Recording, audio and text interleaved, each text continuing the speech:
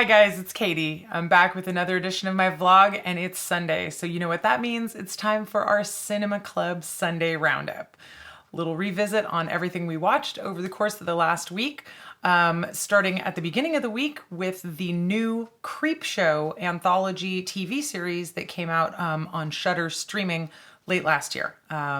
We pretty much universally enjoyed this one. It is 6 episodes with 2 stories in each episode, trying to kind of keep in the vein of the old Creepshow movies, which of course are also trying to keep in the vein of old horror comics. We really enjoyed most of the stories that we saw. Apologies to Stephen King, but actually none of us really liked the one that he wrote, which was the first story in the whole series. But we actually really thoroughly enjoyed the rest of the stories, especially the one about the haunted dollhouse. We all thought was almost too scary, maybe because it was featuring a kid as the protagonist, so that hits a little harder when you're watching horror with children. We also really liked the finger story and the monkey's paw story, which I can't remember what it was called, but of course the, wish upon the 3 fingers of the monkey's paw was one of the big elements of that story. And we are diehard, cryptozoologists, if you will, and we love lake monsters around here. So we were pretty pleased that they ended the whole thing with Champ or Champy, the Lake Champlain monster story. We all thought that one was really fun. We, like I said, in general, really liked the series, really liked what they did with the storytelling, really liked the acting and the way that they kind of set it up stylistically, except, oh my goodness, that terrible computer animated intro and the terrible computer animated in between parts where it was the comic book setup for the stories. It would have looked so much better if they had done it with traditional hand-drawn animation. We can tell the difference. We are huge fans of old comic books. We recognized almost all of the ads that they were riffing off of, Monster Size Monster and X-Ray Specs and, all of these other things that you can send away for in your old comic books. But they did it with a computer animated treatment that just made it have this sort of, everything had a little bit of like too much highlight on it, or it was just a little too smooth or whatever. And it really kind of took you out of the old school style of having it be the horror comics with the Creepshow feeling, with the storytelling and everything. And then, man, that CGI intro is just not great. You may have noticed already, I'm not a huge fan of bad computer animation. As far as I'm concerned, if I can tell it's computer animated, it's probably bad computer animation. If it's so smooth that I can't even tell it was computer animated, great job, guys. But man, if you substitute for regular animation with computer animation and it's cheap and it's not smooth and it's just, I don't know, this intro that they had on the show kind of looked like a DVD intro menu from like 15 years ago or something. Definitely took away from the whole experience for all of us. But other than the subpar computer animation and, like I said, the one that was written by Stephen King, we really thoroughly enjoyed it. And I would highly recommend it for anyone who is an old school horror head, who loved the original Creepshow, loves old horror comics, loves short horror anthologies. Great stuff. Really well done. You just got to kind of, hold your nose when you see the computer animated part. So that took up quite a bit of time at the beginning of the week because, like I said, it was 6 episodes of a show. So sort of, like 3 movies worth of watching. And other than that, this week, we also watched, kind of as part of our Unschool educational program, the 1964 documentary, The March, about the March on Washington. Of course, we watched this on Monday, on Martin Luther King Day. The March is a really great documentary. I encourage you guys to look it up on YouTube. I'll put a link in the comments. It really gives you a more contextual framework for the story of the I Have a Dream speech. I think, all of us have heard the I Have a Dream speech at some point. Some of us were forced to memorize it in school. But a lot of times you don't actually get the whole speech. The I Have a Dream part is just the very end of the speech. And a lot of times you don't get the context of what the whole March on Washington was. So The March is a short documentary. It's about half an hour long, black and white, using footage from the time. It came out the year later.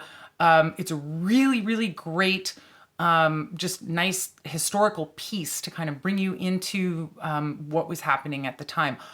Unfortunately, because of a copyright dispute with the King estate, the audio of the I Have a Dream speech is removed from the film, which makes it incomplete, unfortunately.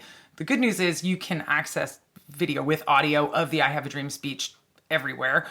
So what we did was we watched the march, and then when we got to the part where the audio was taken away, we went, and then we went and found another YouTube link and went ahead and watched that. So recommended if you are curious about the March on Washington and sort of more of a picture of what was going on at the time than just the I Have a Dream speech. There's a couple of musical numbers in it that are really nice.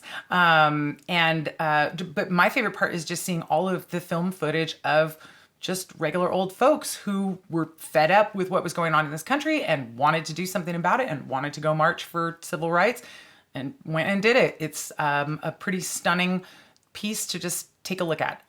So recommended, but again, problems with the audio, but you can find it somewhere else. And then sort of veering way back away from serious actual history back into the land of old school horror, insanity, science fiction as well. We watched C.H.U.D, C.H.U.D from 1984, which is one of my favorite weird science fiction horror movies from the 80s. If you haven't seen that one, definitely check it out. C.H.U.D stands for Cannibalistic Humanoid Underground Dwellers, who are living under the streets of New York City and eating people. It's pretty great. It stars John Hurt and Daniel Stern, who were both later in Home Alone. John Hurt, of course, plays the dad of the McAllister family, and Daniel Stern is Marv, the criminal. So it's kind of funny if you watch C.H.U.D and you kind of take it as almost a prequel to Home Alone. It's kind of a funny way to watch it. We thoroughly enjoyed it. It's a little bit cheesy in parts. The acting gets a little bit slowed down and bogged down in sort of people's emotional inner lives and whatnot that you don't really care about because you're just there to see some cannibals from the sewers come out and eat people. But it's pretty great, pretty fun ride. The Chuds themselves are a little cheesy rubber suit, but if you use your imagination, you can kind of get past it. The kids really thoroughly enjoyed it. As soon as we turned the movie off, they immediately ran down into the basement to go see if they could find some Chuds in our house. And I heard them screaming at each other because I presume they were, hiding in closets and jumping out and scaring each other and, playing Chuds, as one does after you see this amazing movie. After that, we went back to the 60s again to continue the series of Russian fairy tale movies directed by Alexander Rue that we've been watching. This is the same director who did Jack Frost, which we had watched previously, and one of the other Baba Yaga movies, which I'm now blanking out on the title of, that we watched last week. Anyhow, same production studio, same director, same actor, Georgie Miller, who plays both as Baba Yaga and as the male antagonist, Kolschei the Immortal, in this movie. He doesn't want to marry Baba Yaga's daughter anymore after he eats an apple that makes him younger. And so he kidnaps a young maiden who he wants to make into his bride. And her recent love, a young man, wants to rescue her, and so he has to pass through the kingdoms of fire, water, and brass pipes. That's the title of the movie in English. It's sort of a Russian idiom, which means basically to go through hell, to hell and back, right? And he literally has to go through these different kingdoms, the kingdom of fire and the kingdom of water. And then the brass pipes is sort of like flattery. And what if we offered you all of these riches and things instead of you focusing on winning your love back and getting her away from this evil man who's got her locked up in the dungeon. So that one was really fun. Lots of, the same production studios we were talking about last week. So lots of weird stuff, lots of interesting imagery. Baba Yaga's daughter and the other people at the wedding at the beginning of the movie are these sort of like beautiful ladies, but then they have these like gnarly faces with like teeth sticking out all at weird angles. And it's very weird and fascinating. And I'm super into these movies. We've got another one on our list to watch coming up in the next week. So again, if you are into old world fairy tale Russian weirdness, you definitely want to check out Fire, Water, and Brass Pipes. I will put a link to the YouTube of that down in the comments because we did find the whole thing on YouTube with that one. And then the last movie that we watched this week, last night, we actually went back to 1994 to watch Stargate, which I had not seen since 1994, and my kids had never seen. So that was a real fun one to watch. It holds up pretty well. The computer animation doesn't. The parts where they actually go into the Stargate and they have the whole sequence where they're flying through space and everything was just kind of, it was like a boring version of the same thing from Star Trek, the motion picture, which I felt like it would have been a lot better if they had just kind of like gone into the Stargate and then bloop, they were automatically on the other side, but I didn't make the movie. Unfortunately, Roland Emmerich made the movie, and that's actually the biggest problem with this movie is I can't stand him as a director. Didn't like Independence Day. Boy, I didn't like the American Godzilla that he made. Wow, that was a real and he's just got a directing style that it's really his, and I applaud him for that because I do enjoy when an artist has style that's really easy to identify as theirs, but I find his directing style annoying. So I was kind of like, wow, man, this movie would have been so good if somebody else had directed it. But which is kind of a jerk thing of me to say, but I mean, the concept is obviously incredible, and they built an entire franchise off of just this concept. The way the whole thing is styled, all of the Egyptian sets, costumes, obviously the costumes of the Egyptian themed bodyguards that Ra has on the other planet are unbelievable. When they actually like hit the switches in their masks and the masks unfold to reveal the men that are wearing them, and that looks like computer assisted stop motion animation. That still looks incredible. When Ra does his transformation, it's horrendous. Like he's doing kind of the mechanical transformation at first, but then his face just sort of morphs into Jay Davidson's face. So it was like, man, why did you guys make that decision? But other than a couple of cheesy spots with the computer animated stuff, the effects held up extremely well. I believed those like electric shock pole things that the guards had, and when they released their little flying vehicles from the pyramid spaceship was really cool, and it still looked awesome.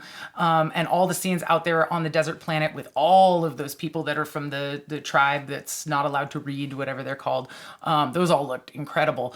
Like I said, the couple of little computery things that weren't great, and then just kind of I just am not into Emmerich's directing style. I feel like he didn't push his actors far enough. I feel like the story is really good and could be presented just that much better, given a lightly better treatment.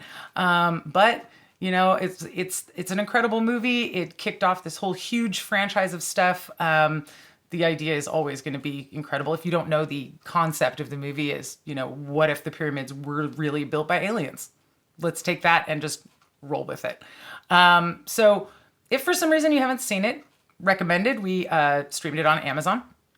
But that's a good one to check out. But like I said, I'm not the biggest fan of that director, so